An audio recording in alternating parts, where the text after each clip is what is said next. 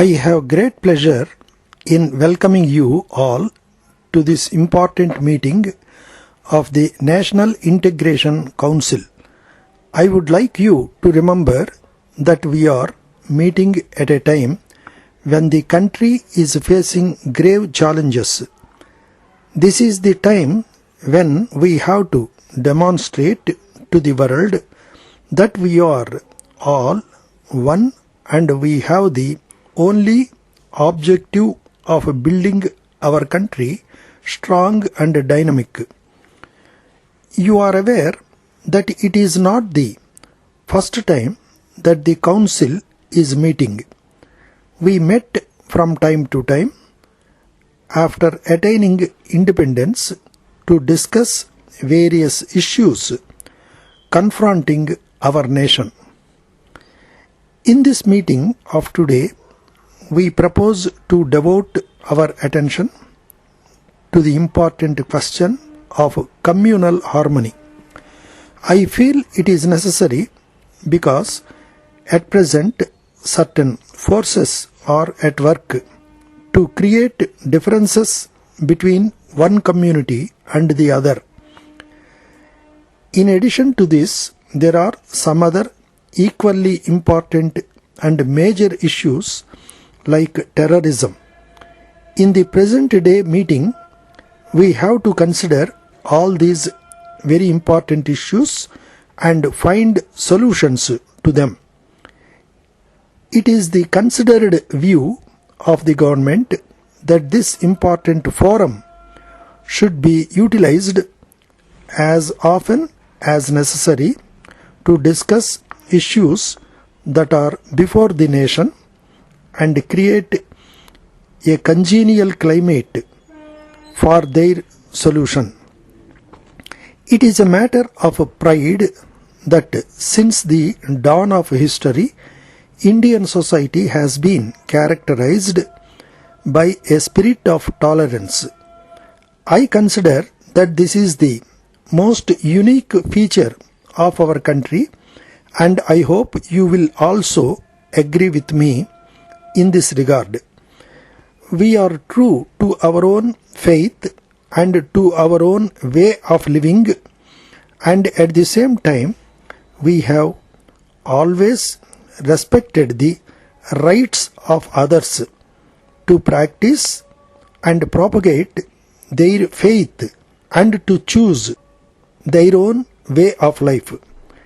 It is this special characteristic that has given India a rich civilization and a remarkable culture of which we can be proud of.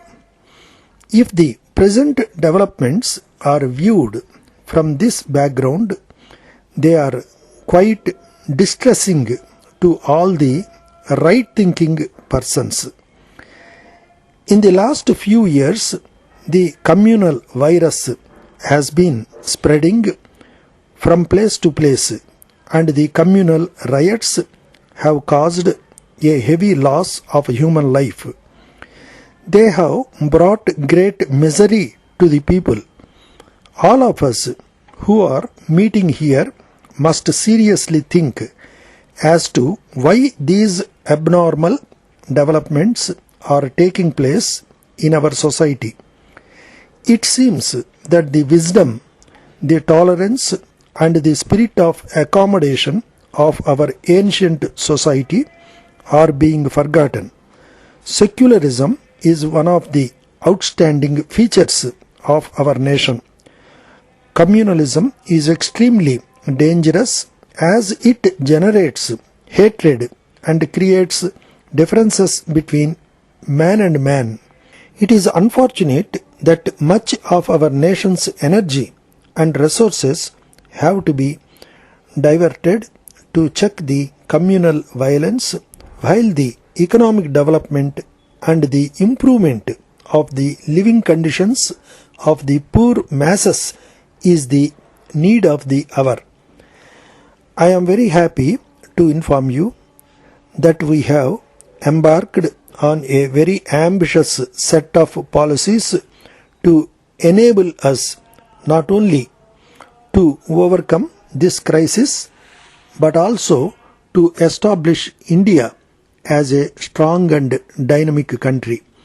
We have the enormous task of spreading literacy and education, improving the standards of living of our people, and providing employment opportunities to millions of youth.